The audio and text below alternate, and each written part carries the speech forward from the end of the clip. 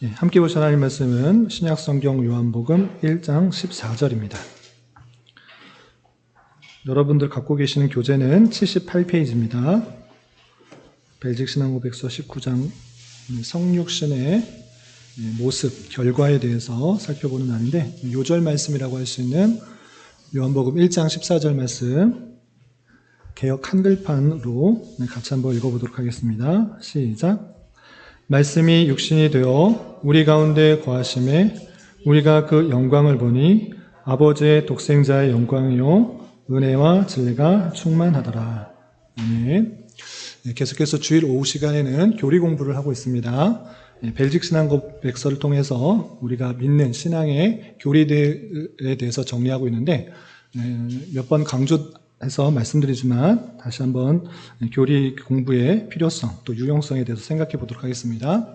우리가 웨스트민스터 신앙고백서를 배우거나 또는 벨직 신앙고백서를 배우거나 도르트 신조를 배우거나 여러 가지 다양한 신조를 배우는 것은 여러분들이 이 신조들을 내가 배웠다라고 자랑하게 하기 위함이 아닙니다.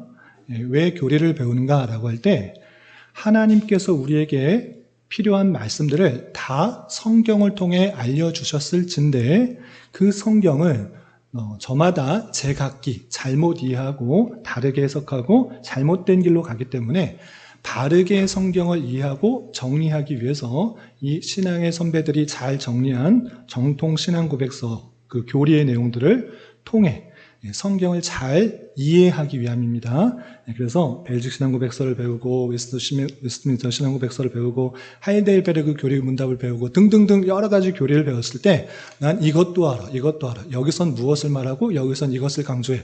이런 것들을 자랑하고 알려고 하는 것을 드러내려고 하는 것이 아니라 그 많은 것들을 도움받아서 성경을 오해하지 않고 바르게 이해하기 위함인 것입니다. 그래서 성경을 바로 이해하는 데 도움을 드리기 위해서 여러 신앙고백서를 도움을 받는 것이고, 그 성경을 바로 이해해서 무엇인가?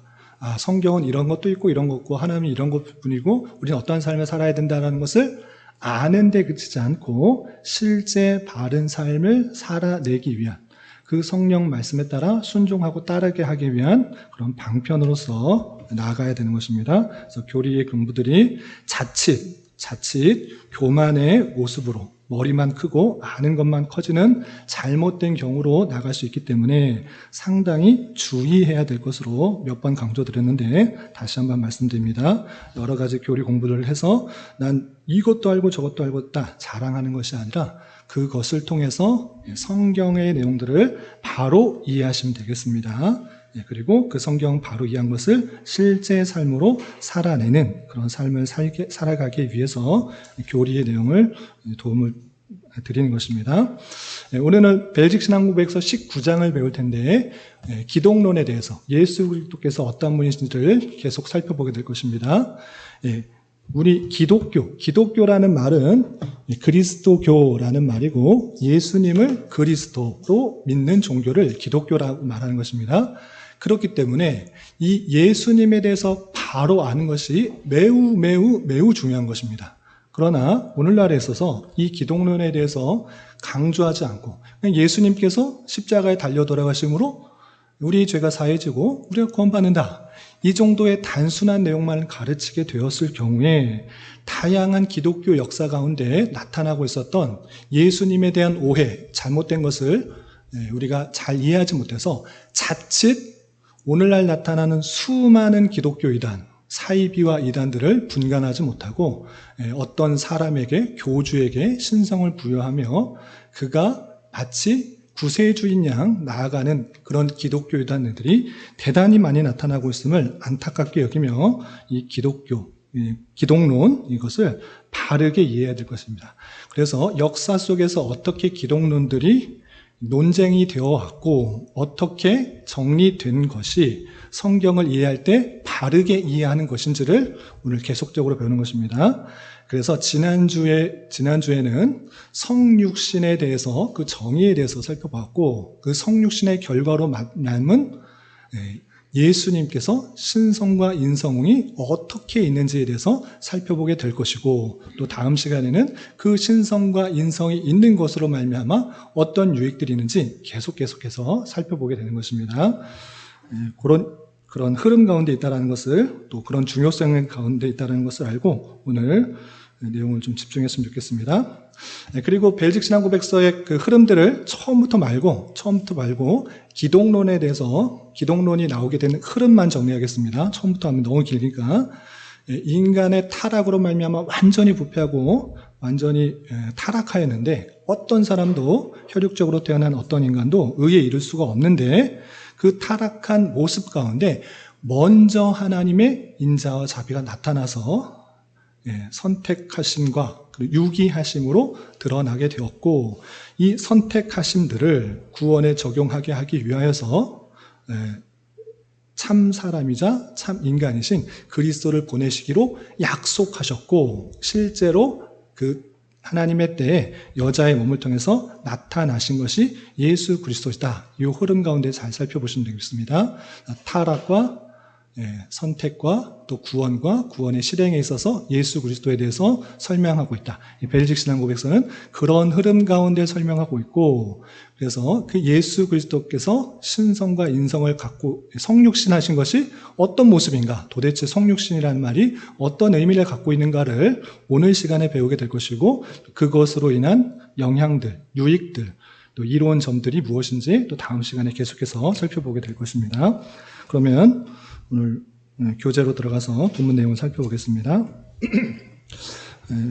78페이지 두 번째 네모 보시면 지난주에 배웠던 18장에 대해서 내용이 나와 있는데, 성육신에 관해서 이렇게 정리했는데 제가 한번 천천히 읽어보겠습니다. 지난주에 배웠던 내용들 다시 한번 상기해 보시기 바랍니다.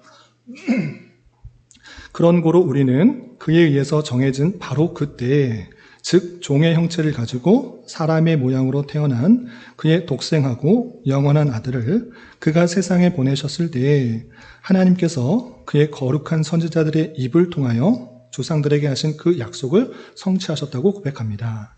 그는 참으로 참된 인간 본성을 죄는 없이 모든 그것의 약점과 함께 취하셨는데, 이는 그가 사람의 행위에 의해서가 아니라 성령의 능력에 의하여 복된 처녀 마리아의 복중에 잉태되었기 때문입니다. 그는 참된 사람이 되기 위하여 육체에 대해서만 인간 본성을 취하신 것이 아니라 참된 인간 영혼에 대해서도 인간 본성을 취하셨습니다. 왜냐하면 이는 육체뿐 아니라 영혼도 이뤄졌기 때문인데, 이는 그가 둘 다를 구원하기 위하여 둘 다 취하실 필요가 있었기 때문입니다. 그리스도께서 그의 어머니의 인간 육체를 취하셨다는 것을 부인하는 제세라파의 이단에 반대하여 우리는 그리스도께서 자녀들의 살과 피에 참여하셨다고 고백합니다. 그는 다윗의 허리의 열매이며 육체에 의하면 다윗의 씨로 나셨으며 처녀 마리아의 복중의 열매이며 여인에게 낳았으며 다윗의 한 가지이며 이새의 둥치로부터 나온 한 싹이며 유다 지파로부터 나셨으며 육체를 따라서는 유대인으로부터 나셨으며 그 아들이 아브라함의 후손들과 연관되어 있으므로 아브라함의 씨입니다. 그런 고로 그는 모든 면에 있어서 그의 형제들과 같이 되셔야 하셨는데 죄는 없으십니다. 이런 점에서 그는 진실로 우리의 임마누엘이신데, 그 의미는 하나님이 우리와 함께 계시다는 뜻입니다. 대단히 좀 길고 복잡한데 내용을 정리하면 이렇습니다.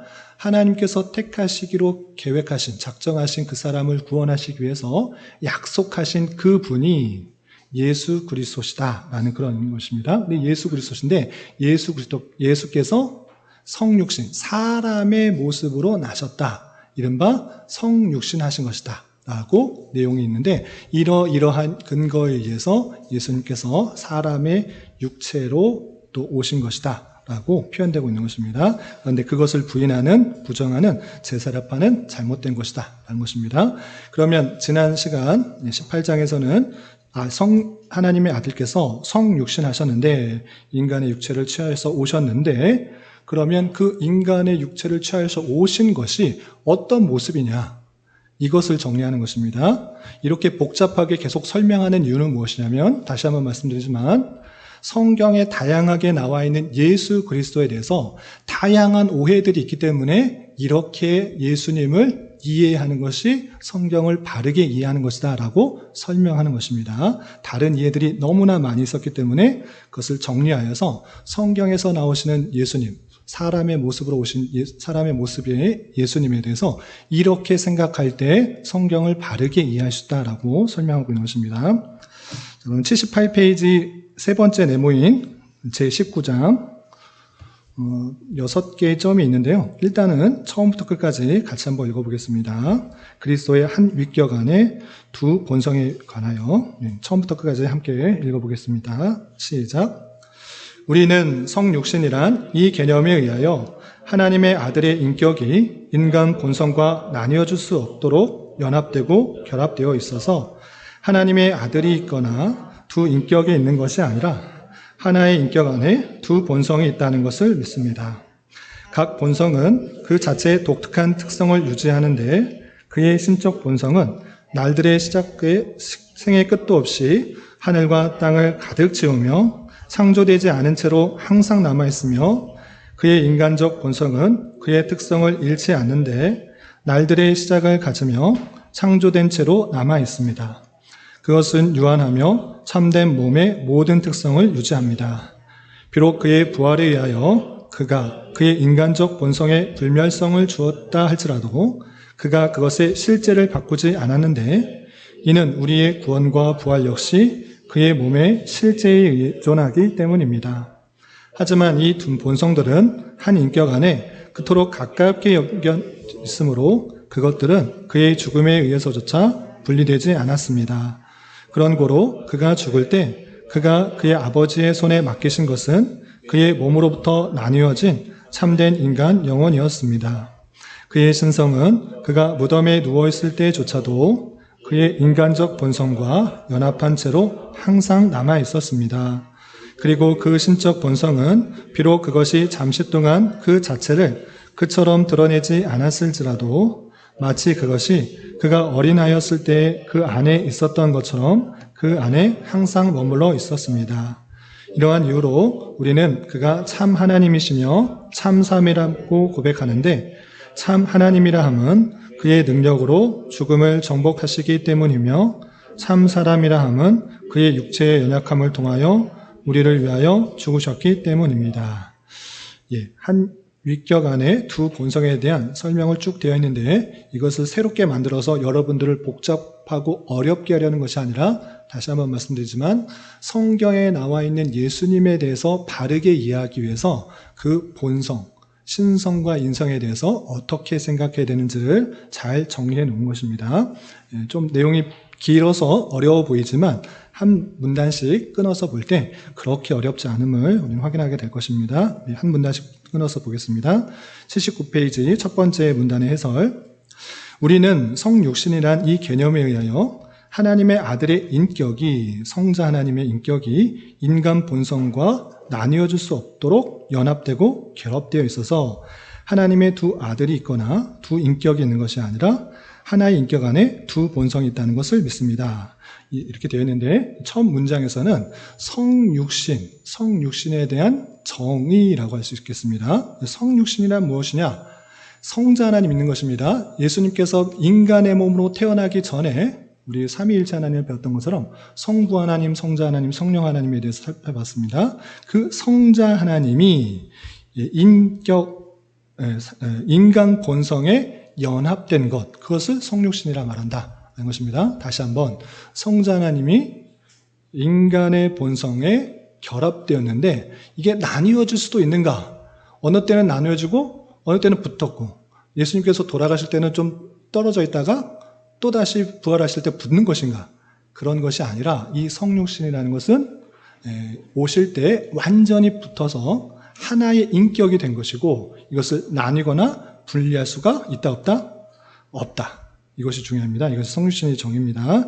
그래서 한 인격이 되었기 때문에 하나님께서 이 땅에 오신 것이 인간 아들도 있고 신의 아들도 있고 이렇게 말하지 않고 한 아들만 있다. 이렇게 말하는 것입니다. 그러나 이 한 아들, 한 인격 안에 두 본성, 신성과 인성이 연합되어 있다라는 것을 표현하는 것이 성육신이다. 이렇게 정의를 말하는 것입니다. 이것이 중요한데 이것은 우린 아주 어떻게 보면 간단한 이야기 같습니다. 성자 하나님께서 인간을 취하셔서 붙었다. 하나에 붙었다. 하나의 인격으로 되었다.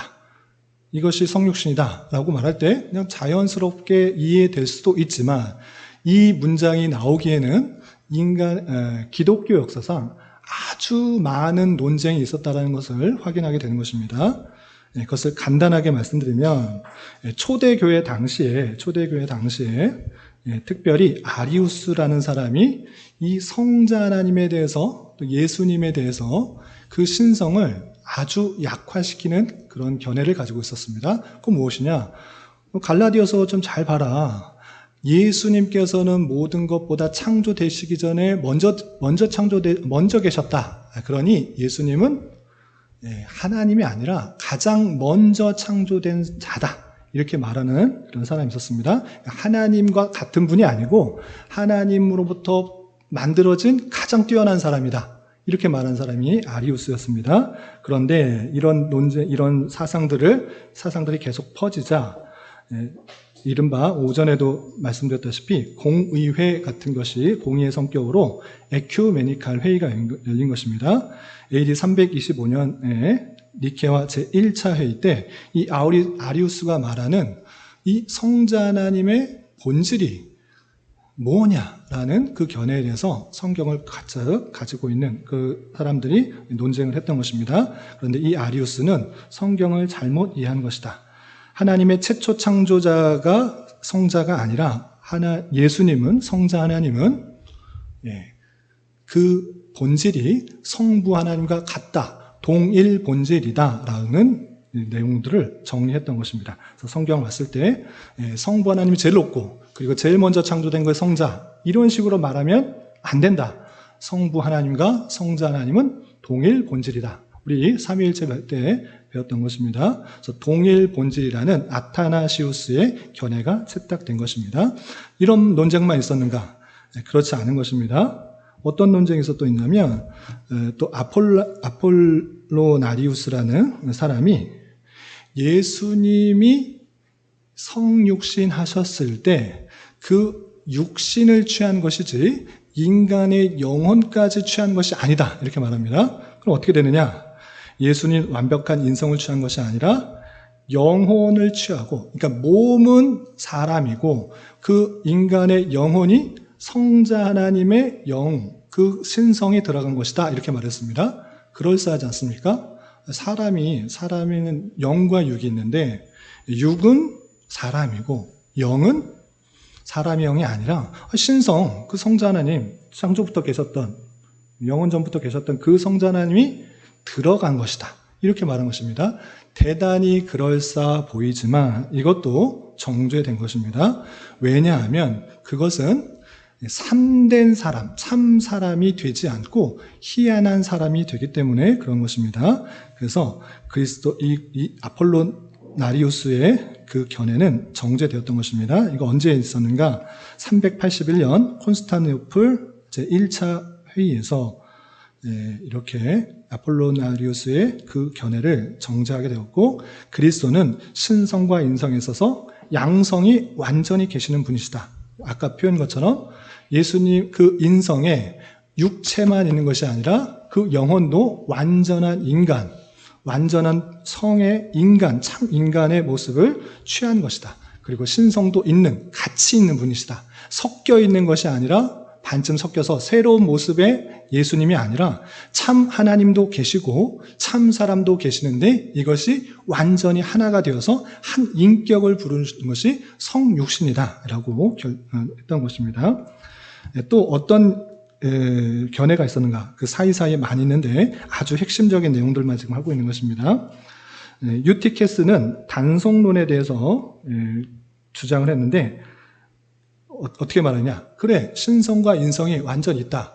신성에 그 참 하나님이 있고 인성도 계시는데 육과 영이 계시는 사람이 결합된 것이 성육신인데, 그런데 이 성이 어떤 게 세냐? 신성이 세다. 그래서 인성이 신성에 흡수가 되었다. 그래서 신성만이 이 모습에 드러나고, 그리스도는 우리의 육체와 같지 않은 그런 모습이다. 그러니까 똑같은 사람이 아니다.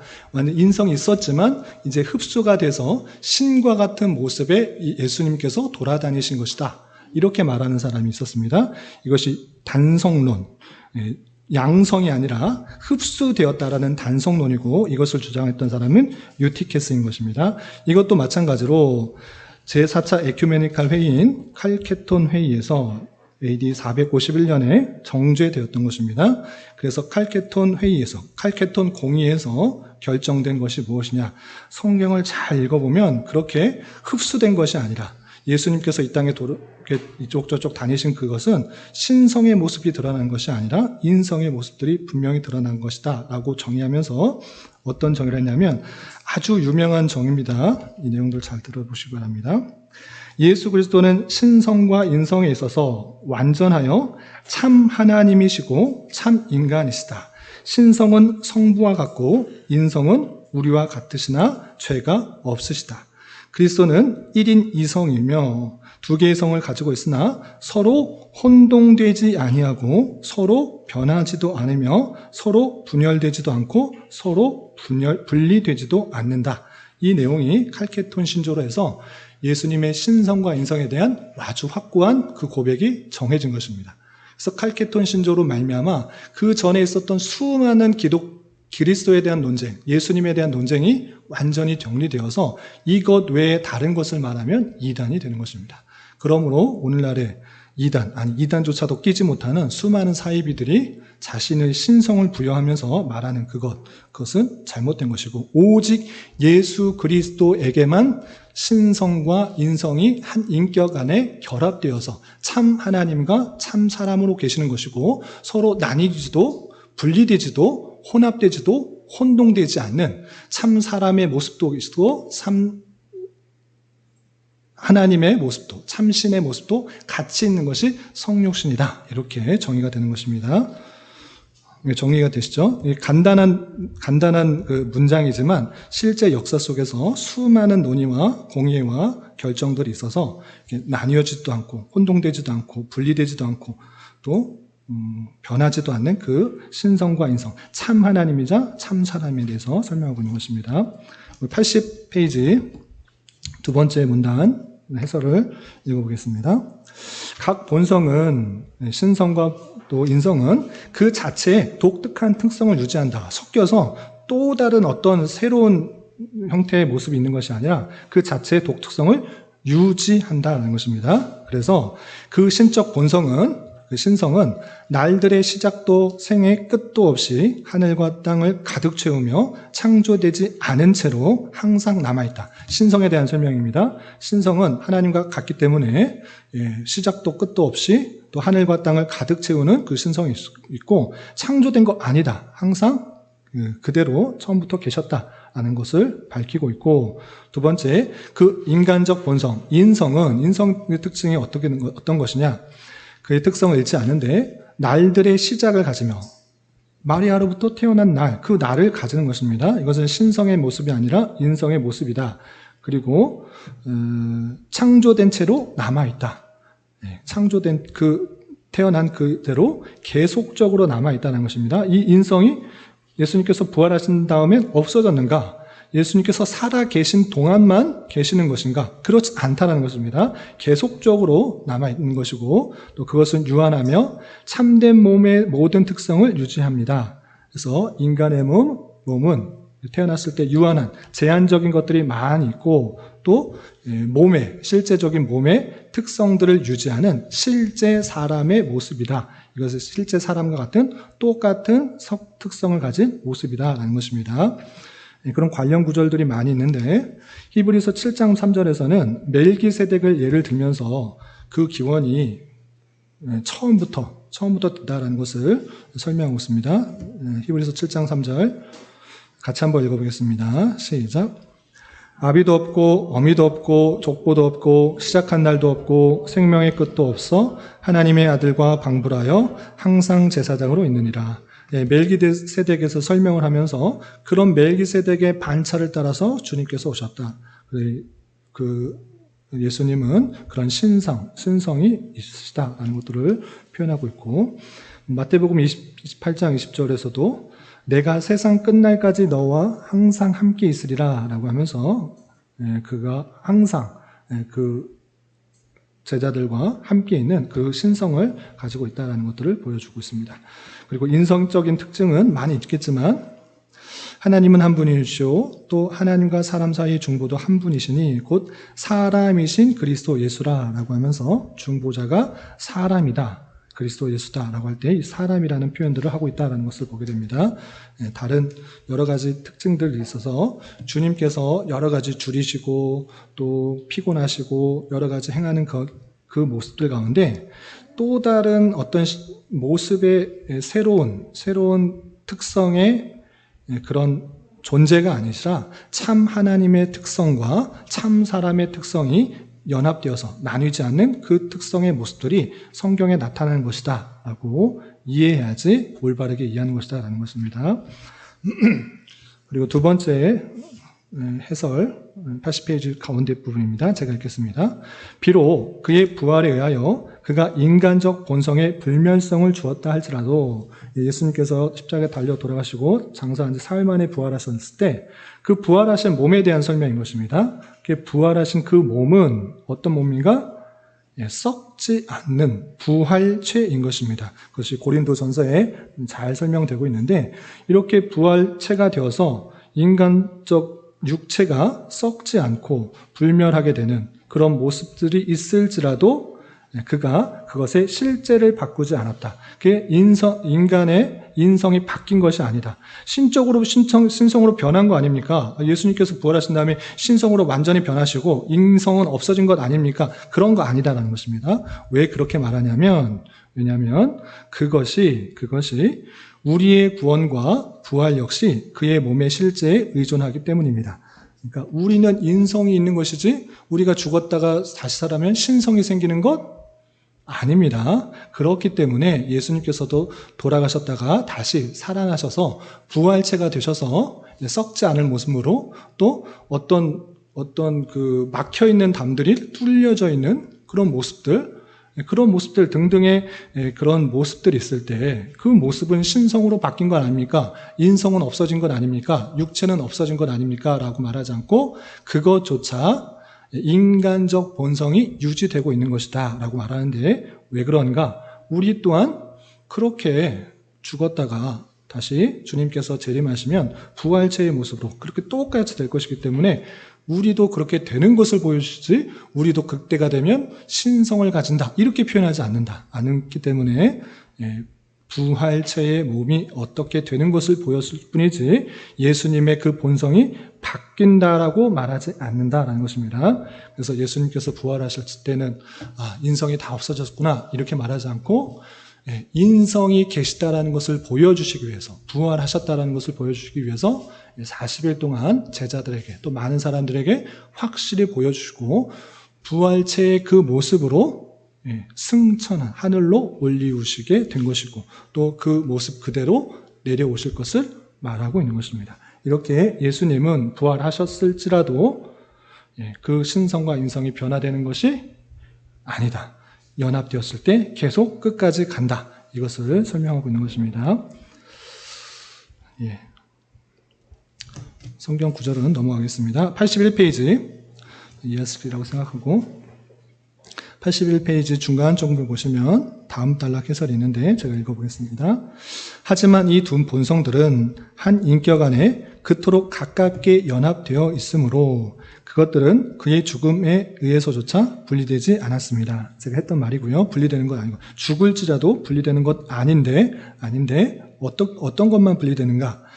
그가 죽을 때 그 아버지의 손에 맡기신 것은 그의 몸으로 나뉘어진 참된 인간의 영혼이었습니다. 라고 말하면서 그 죽음은 어떻게 설명할래? 라고 할 때 그 죽음은 신성이 죽은 것이 아니라 인성이 있기 때문에 육과 영이 있는 그 모습 가운데 인간의 그 인성의 가운데 영이 몸을 떠난 것, 그것이 죽음이다. 그것이 예수님께서 십자가에 달려 돌아가신 것이다. 이렇게 이해하는 것이 성경 전체 안에서 예수 그리스도의 속성들을 또 인격들을 이해하는 방편이다라는 것입니다.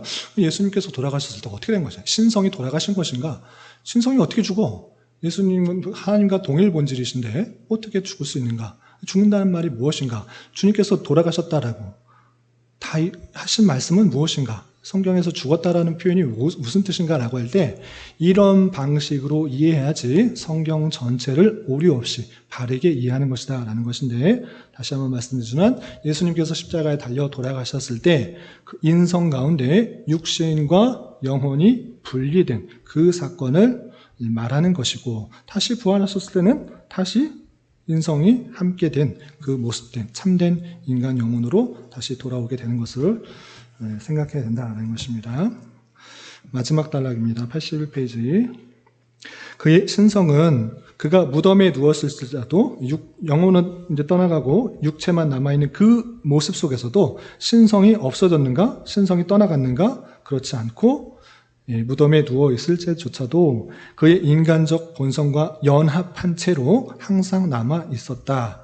그리고 그 신적 본성은 비록 그것이 잠시 동안 그 자체를 그처럼 드러내지 않았을지라도 죽은 것 같아서 신성이 없어졌나? 신성이 떠나갔나? 이렇게 보일지라도 그것은 그렇게 된 것이 아니다라는 것입니다. 그건 무엇 것 같으냐? 마치 그것이 어린아이였을 때, 예수님께서 어린아이였을 때 많은 능력을 행하지 않고 그럼에도 불구하고 그 신성이 성육신하실 때부터 계셨기 때문에 항상 그 안에 있는 것과 마찬가지라. 신성이 막 드러나서 기적 같은 능력들이 나타나고 모든 것을 꿰뚫어 알고 이래야지만 붙어있는 것 아니고 죽어있는 몸 그 자체에서도 신성은 인성과 떨어지지 않는다. 분리되지 않는다. 나뉘지 않는다. 혼합되지 않는다. 이것이 신앙 고백, 성경 전체를 바로 이해하는 방편이다라는 것입니다. 그러므로 다시 한번 이렇게 정리하는 것입니다. 예수님에 대해서 무엇이라고 표현하는가? 이러한 이유로 우리는 그가 참 하나님이시며 참 사람이라고 고백하는데, 참 하나님이라 함은 그의 능력으로 죽음을 정복하시기 때문이며, 참 사람이라 함은 그의 육체의 연약함을 통하여 우리를 위하여 죽으셨기 때문입니다. 라고 하면서 성육신했을 때 그 안에 있는 인성과 신성이 어떠한 모습 가운데 들어가고 있는지 잘 정리를 한 것입니다. 이것에 대해서 왜 그렇게 되어야만 됩니까? 라고 설명을 덧붙이고 싶지만 그 덧붙이고 싶은 설명은 뒤에 나오는 것입니다. 그래서 제가 부가적인 설명을 하기보다는 그냥 신앙고백서의 내용들을 좀 보충 설명하는 식으로 진행하면 충분히 될 것 같습니다. 여기까지가 9장의 그 성육신에 있어서 신성과 인성이 어떤 모습 가운데 있게 된 것이 성경의 내용인지를 잘 정리한 것이니까 그렇게 이해하시면 되고, 추가적으로 벨직 신앙고백서는 여기까지는 다루지 않았는데 제6차 에큐메니칼 회의에서 있었던 내용도 추가적으로 좀 말씀드리겠습니다. 그리스도의 의지에 관한 문제에 대해서 또 많은 논의가 있었습니다. 단의론이고 양의론이 있는데 신성, 인성 얘기하는 것이 아니라 의지에 얘기하는 것입니다. 그러니까 인성도 있으니까 인간의 의지도 있고 신성이 있으니까 신적 의지가 있는 것입니다. 그러면 이것이 하나냐, 둘이냐, 어떻게 된 것이냐 라는 논의도 많이 있었던 것입니다. 나름대로의 주장을 펼치는 사람들이 있었는데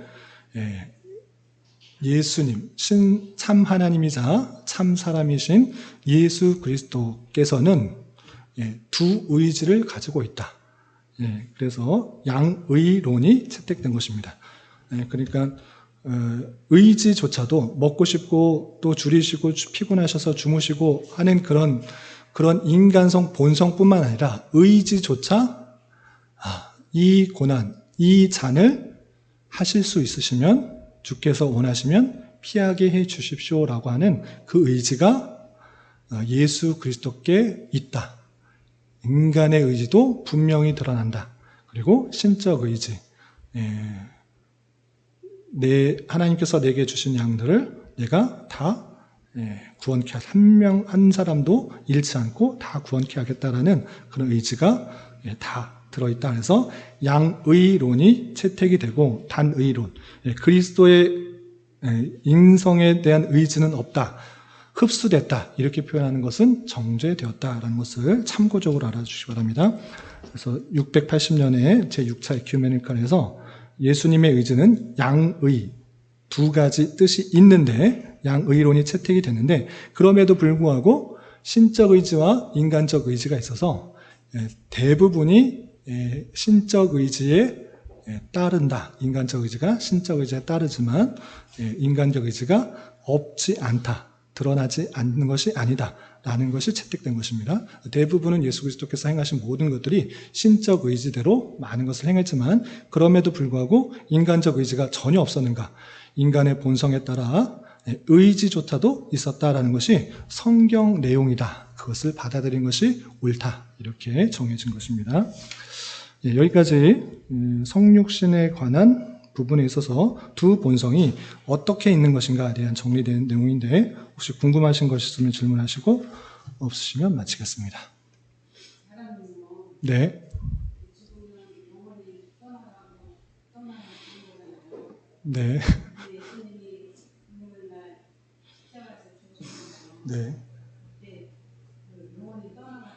네. 네. 네. 네. 예, 부활하셨죠. 영혼이 없어진 게 아니고 영혼이 죽게로 간 것이고 인간의 몸과 분리된 것이 죽음이죠. 예, 그렇게 되셨죠. 그러다가 다시 오신 것이죠. 그렇죠. 예, 부활하신 것이죠. 예.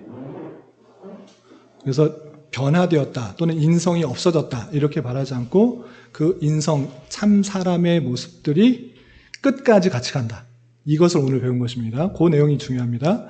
성육신 그냥 아는데, 성육신이 되었을 때, 그럼 예수님께서 돌아가셨을 때 인간은 끝난 것인가? 또는 부활하신 다음에는 인성이 없어진 것인가? 그럼 지금 현재 하늘에 계신 것은 신성만 있는 것인가? 그렇지 않다. 인성도 똑같이 있으시고 나뉘어지고 분리도 되지도 않는다. 그런데 어떻게 부활체의 모습은 인성은 다르지 않습니까? 그것이 신성으로 바뀌었다라는 것이 아니라 우리 또한 그런 부활체의 모습, 나중에 그런 부활체의 인성의 모습들을 가질 것을 보여주는 것이지, 예수님께서 그 모습이 바뀐 것이나 인성이 없어졌다고 표현하지는 않는다. 이렇게 이해하시면 되겠습니다. 여기까지 정리하고 다음 주에는 또 이제 그 인성과 또 신성을 가지고 있다고 했을 때 어떤 유익들이 있는지 또 살펴보도록 하겠습니다. 예, 기도하고 마치겠습니다. 하나님 아버지 감사합니다. 오늘도 교리 공부를 통하여서 주님께서 성육신하셔서 또 이 땅에 오신 것이 또 어떤 또 특성들이 있고 신성과 인성이 어떤 모습 가운데 있는지, 또 성경 전체의 내용을 오해하지 않고 바르게 이해하기 위한 정리된 그런 교리의 내용들을 살펴보았습니다. 이 말씀을 바르게 이해하여서 이 땅에 나타나고 있는 다양한 이단과 사이비, 또 잘못된 지식들을 없애게 하시고 성경을 바르게 이해하여서 하나님께서 원하시고 뜻하신 것들을 바르게 이해하여서 우리에게 주어진 삶을 더욱더 힘있고 담대하게 살아갈 수 있도록 인도하여 주시옵소서. 교회 내 육체의 질병과 연약함으로 또 병원의 치료를 받고 도움을 받는 여러 성도들과 그의 가족들이 있사오니 주님 지켜주셔서 건강하게 잘 회복되고 또 치유될 수 있도록 인도하여 주시고, 직장과 사업장의 문제로 고민하고 또 어려워하는 여러 성도들, 그의 마음과 생각, 또 환경을 열어주셔서 또 가장 필요한 것들로 인도해 주신 하나님을 깊이 경험할 수 있는 기회 될 수 있도록 인도하여 주시옵소서. 또 6월은 선교의 달로 보내고 있습니다. 교회에 맡겨준 복음 전파의 사명을 잘 감당할 수 있는 그런 교회 되게 하시고, 우리의 주어진 자리에서 말과 또 행동으로 성령께서 인도하시는 대로 풍성한 열매를 맺고 또 복음을 잘 전하는 자로서 주님의 선한 도구로 쓰임 받을 수 있도록 인도하여 주시고, 해외 곳곳에서 이 사명들을 또 빛도 없이 이름도 없이 감당하는 수많은 선교사님들을 위하여 더욱더 기도하고 또 후원할 수 있는 일도 잘 감당할 수 있는 우리 모두가 될 수 있도록 인도하여 주시옵소서. 돌아가는 발걸음도 안전하게 지켜주시고 또 주어진 자리에서 주님의 말씀대로 순종하며 주님의 뜻을 잘 이루어가는 우리 모두가 될 수 있도록 인도하여 주시옵소서. 예수님의 이름으로 감사히 기도드리옵나이다. 아멘.